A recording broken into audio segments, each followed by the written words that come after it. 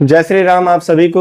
आज मैं एक बार फिर गोविंद सिंह स्वागत करता हूं आपका पाठक क्लासेस की इस वीडियो में, जो कि क्लास 10 यूपी बोर्ड की बायोलॉजी सेक्शन में है और इस अध्याय का नाम है जीवों में जनन।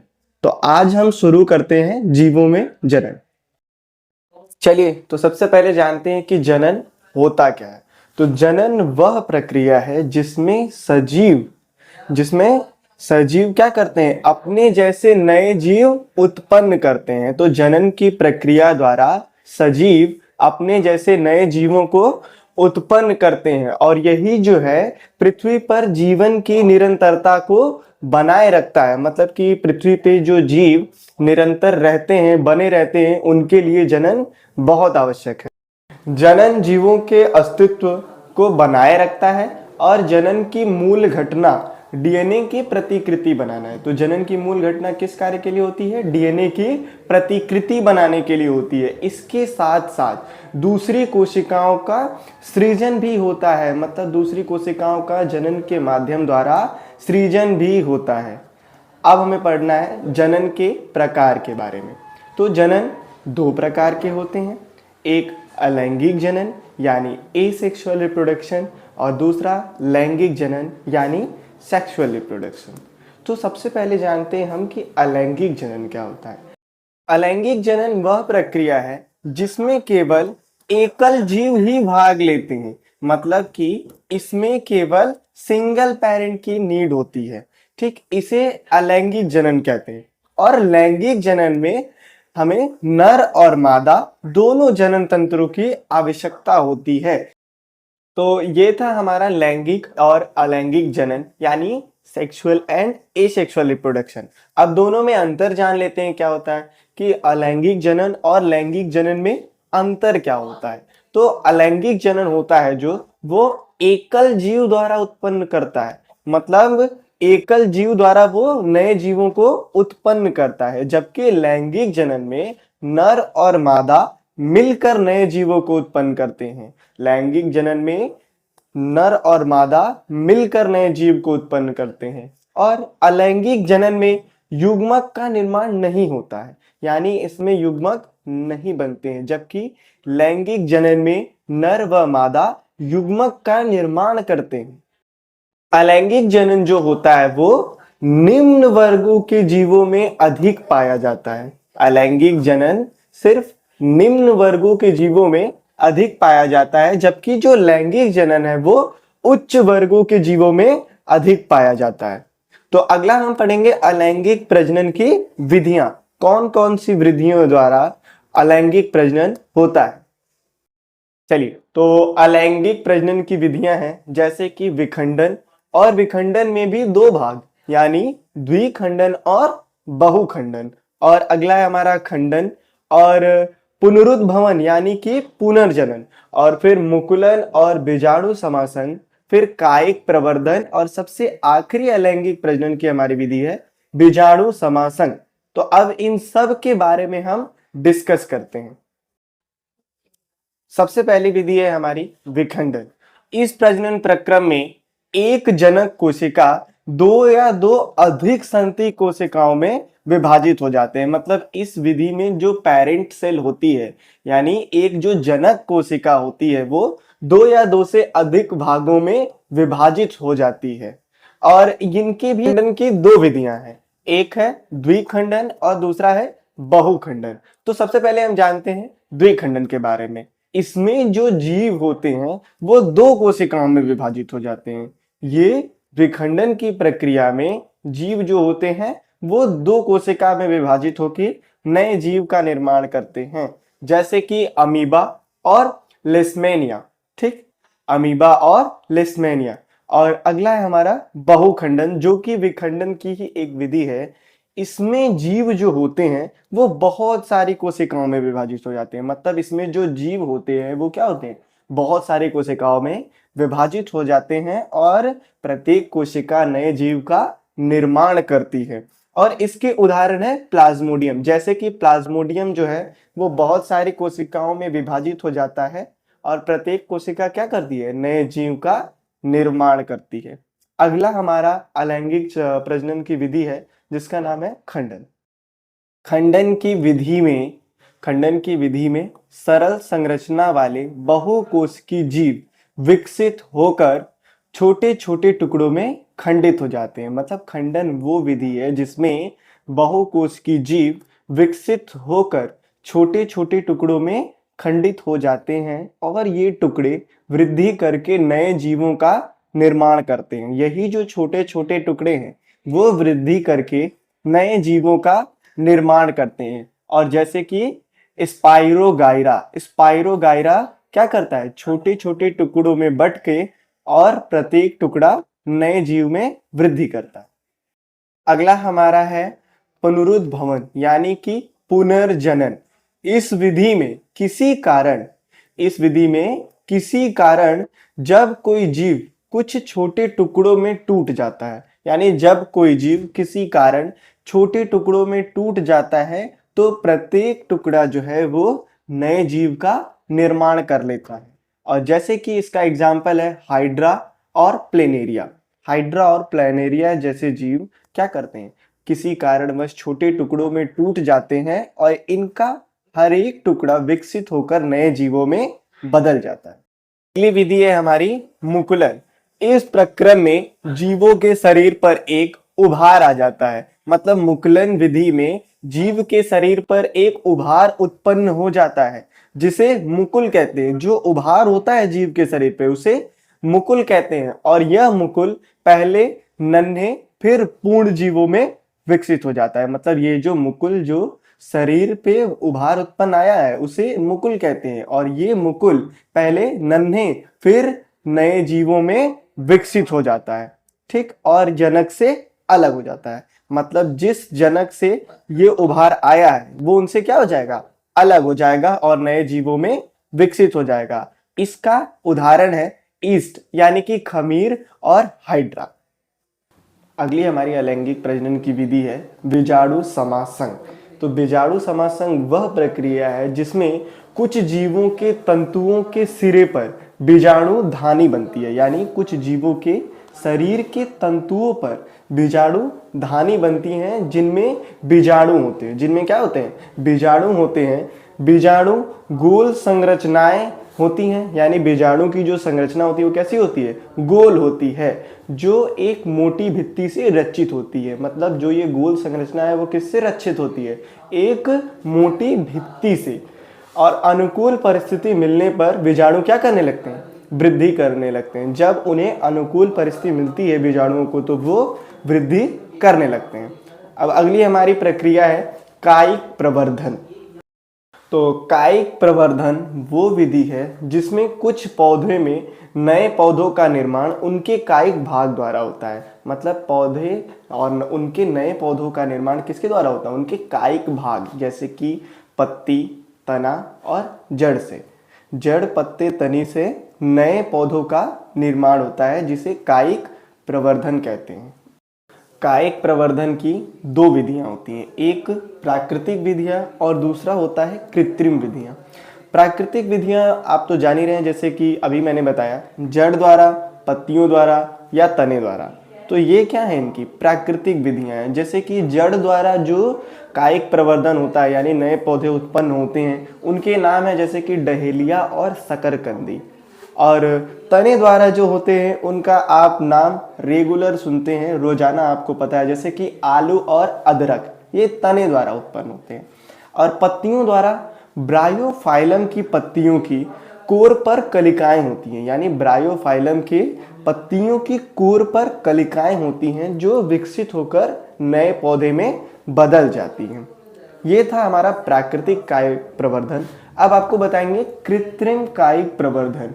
तो कृत्रिम कायिक प्रवर्धन है 3-4 प्रकार के हैं, जैसे कि रोपण, कर्तन, लेयरिंग और उत्तक संवर्धन। तो रोपण जो है आम है इसका उदाहरण। रोपण की जो विधि है वो हम आम के लिए अवेलेबल करते हैं या अप्लाई करते हैं। तो कायिक प्रवर्धन की कृत्रिम विधियों में है सबसे पहला रोपण। तो रोपण हम किस में इस्तेमाल करते हैं, हम रोपण सामान्यतया आम को लगाने में इस्तेमाल करते हैं। अगली है विधि हमारी कर्तन यानी काटना।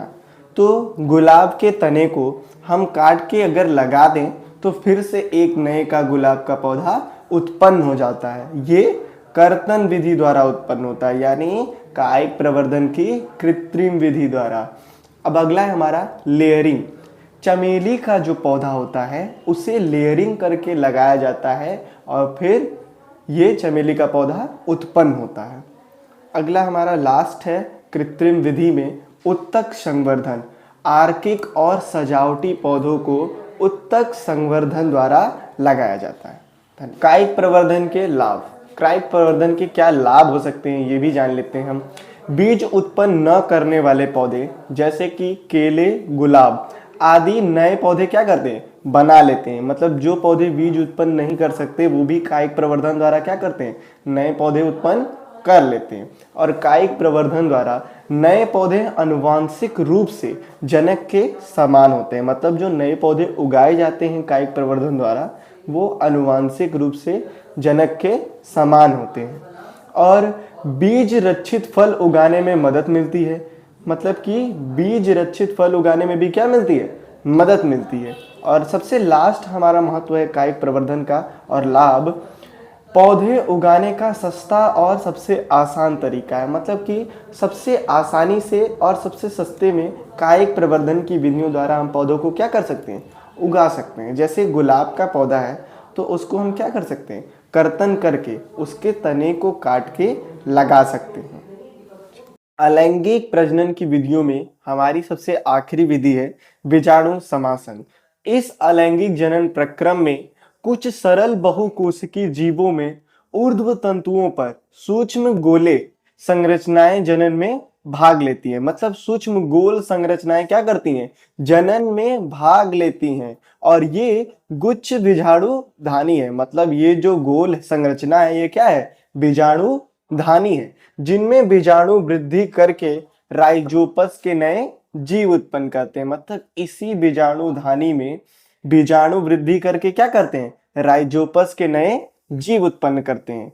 अब हम आपको बताएंगे द्विखंडन और बहुखंडन में अंतर। द्विखंडन की जो प्रक्रिया है वो अनुकूल परिस्थितियों में होती है, जबकि बहुखंडन की जो प्रक्रिया है वो प्रतिकूल परिस्थितियों में होती है। और द्विखंडन में ये जो केंद्रक होता है वो दो पुत्री कोशिकाओं में विभाजित हो जाता है, जबकि बहुखंडन में जो केंद्रक होता है वो अनेक संतति केंद्रकों में विभाजित हो जाता है। और द्विखंडन में जो केंद्रक होता है उसके विभाजन के साथ साथ कोशिका द्रव्य का भी बंटवारा हो जाता है। और बहुखंडकों में केंद्रकों का विभाजन पूर्ण होने के बाद प्रत्येक संतति केंद्रक के चारों ओर थोड़ा थोड़ा कोशिका द्रव्य क्या हो जाता है, इकट्ठा हो जाता है, एकत्र हो जाता है। और द्विखंडन की जो प्रक्रिया है वो एक कोशिकीय जीव से दो संतति जीव बनाती है। और बहुखंडन की जो प्रक्रिया है इसमें एक कोशिकीय जीव से अनेक जीवों का निर्माण करती है। और द्विखंडन की प्रक्रिया का उदाहरण है अमीबा और बहुखंडन की प्रक्रिया का उदाहरण है प्लाज्मोडियम। फूल दो प्रकार के होते हैं, एक लिंगी पुष्प और उभयलिंगी पुष्प। एक लिंगी पुष्प जो होता है उसमें पुंकेसर या स्त्री केसर में से कोई एक ही उपस्थित होता है, इसीलिए इसे एक लिंगी पुष्प कहते हैं, जैसे कि पपीता और तरबूज। और उभयलिंगी जो पुष्प होता है इसमें स्त्री केसर एवं पुंकेसर दोनों उपस्थित होते हैं, इसीलिए इसे उभयलिंगी पुष्प कहते हैं, जैसे कि गुड़हल और सरसों। अब हम जानेंगे निषेचन और परागण में अंतर।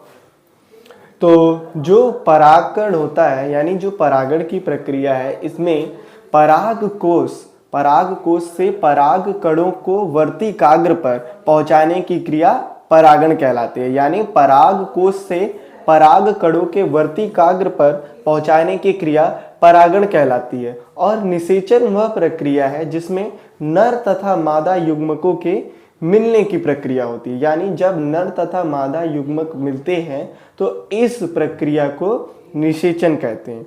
परागण जो होता है वो कीट द्वारा, वायु द्वारा, जल द्वारा या पक्षी द्वारा हो सकता है। जबकि निषेचन के लिए नर और मादा दोनों युग्मकों की आवश्यकता होती है और परागण की जो प्रक्रिया है वो निषेचन से पहले होती है। ये था पौधों में जनन। मानव में जनन अब हमको पढ़ना है। तो मानव में लैंगिक जनन होता है। लैंगिक जन्म कहने का तात्पर्य ये है कि जिसमें नर व मादा दोनों की आवश्यकता होती है, उसे लैंगिक जनन कहते हैं। तो अब हमें सबसे पहले पढ़ना है नर जनन तंत्र के बारे में। चलिए, नर जनन तंत्र का सबसे पहला अंग है वृषण। वृषण में जो होता है वो शुक्राणु का निर्माण होता है। मतलब शुक्राणु का निर्माण वृषण में होता है। यह उदर गुहा के बाहर वृषण कोश में स्थित होते हैं। इसका कारण यह है कि शुक्राणु उत्पादन के लिए आवश्यक ताप शरीर के ताप से कम होता है। अब वृषण ग्रंथि जो है वो टेस्टोस्टेरोन हार्मोन्स को उत्पन्न करती है। टेस्टोस्टेरोन का कार्य होता है शुक्राणु उत्पादन का निर्माण करना या नियंत्रण करना। यानी जो शुक्राणु उत्पादन होता है उसका नियंत्रण कौन करता है? टेस्टोस्टेरोन करता है। और लड़कों में यौवनावस्था में परिवर्तन लाता है। लड़कों की यौवनावस्था में परिवर्तन भी टेस्टोस्टेरोन के कारण देखा जाता है। अगला है हमारा शुक्रवाहिनी। नर जनन तंत्र का दूसरा अंग है शुक्रवाहिनी। उत्पादित शुक्राणुओं का मोचन शुक्रवाहिकाओं द्वारा होता है और यह शुक्रवाहिकाएं मूत्राशय से अपने आने वाली नली से जुड़कर एक संयुक्त नली बनाती हैं। ठीक। अगला हमारा अंग है मूत्र मार्ग। यह मूत्र और वीर्य दोनों को बाहर जाने का मार्ग है। यानी मूत्र मार्ग द्वारा ही मूत्र और वीर्य दोनों बाहर जाते हैं। बाहरी आवरण के साथ साथ इसे शीश कहते हैं। क्या कहते हैं इसे? शीश। अगला हमारा भाग है संबंधित ग्रंथियां। यानी कि नर जनन तंत्र से कौन कौन सी ग्रंथियां संबंधित हैं। तो शुक्राशय ग्रंथि तथा प्रोस्टेट ग्रंथि अपने स्त्राव शुक्रवाहिनियों में डालते हैं और इससे शुक्राणु तरल माध्यम में आ जाता है और इस माध्यम से उन्हें पोषण भी प्रदान होता है और उनके स्थानांतरण में भी सहायता करता है। शुक्राणु तथा ग्रंथियों का साथ मिलकर वीर्य बनाते हैं। मतलब शुक्राणु तथा ग्रंथियों के जो स्त्राव होते हैं वो साथ मिलकर किसका निर्माण करते हैं? वीर्य का निर्माण करते हैं। ये था हमारा नर जनन तंत्र। अब हमें पढ़ना है मादा जनन तंत्र। अब हम पढ़ते हैं मादा जनन तंत्र के बारे में। तो मादा जनन तंत्र में सबसे पहला अंग है अंडाशय। मादा युग्मक तथा अंड कोशिका का निर्माण अंडाशय में ही होता है और अंडाशय एस्ट्रोजन व प्रोजेस्टेरोन हार्मोन भी उत्पन्न करता है। यानी अंडाशय क्या करता है? कोशिका का निर्माण भी इसी में होता है और एस्ट्रोजन व प्रोजेस्टेरोन हार्मोन भी उत्पन्न करता है। अब हमारा भाग है अंडवाहिका। मादा जनन तंत्र का हमारा अगला अंग है अंडवाहिका यानी फैलोपियन ट्यूब। अंडाशय द्वारा उत्पन्न अंड कोशिका को गर्भाशय तक स्थानांतरण करने का कार्य अंडवाहिका करती है और अंड कोशिका व शुक्राणु का निषेचन यहीं पर होता है। यानी अंड कोशिका और जो शुक्राणु का निषेचन होता है वो कहाँ होता है? अंडवाहिका में ही होता है। अगला हमारा भाग है गर्भाशय। यह एक थैलीनुमा संरचना होती है जहाँ पर शिशु विकसित होता है। मतलब गर्भाशय में ही शिशु का विकास होता है और गर्भाशय ग्रीवा द्वारा योनि में खुलता है। मतलब गर्भाशय जो है वो ग्रीवा द्वारा योनि में खुलता है। ये था हमारा मादा जनन तंत्र। अब सबसे आखिरी हमारा टॉपिक है वो है भ्रूण हत्या। मादा भ्रूण को गर्भाशय में ही मार देना भ्रूण हत्या कहलाता है। मतलब मादा भ्रूण की हत्या गर्भाशय में ही कर दी जाती है और इसी को भ्रूण हत्या कहते हैं। एक स्वस्थ समाज के लिए संतुलित लिंग अनुपात आवश्यक है। यह तभी संभव होगा जब लोगों में जागरूकता फैलाई जाएगी कि वह भ्रूण हत्या तथा भ्रूण लिंग निर्धारण जैसी घटनाओं को रोकें, इनके खिलाफ खड़े हों। नहीं तो फिर जो ये लिंग अनुपात हमारे समाज में है वो बराबर नहीं रह पाएगा। तो आज के लिए हमने सिर्फ इतना ही पढ़ा। आज हमने ये अध्याय जीवों में जनन को समाप्त कर दिया, और अगर आपको कोई डाउट होगा तो आप कमेंट सेक्शन में पूछ सकते हैं। आज की इस वीडियो के लिए धन्यवाद।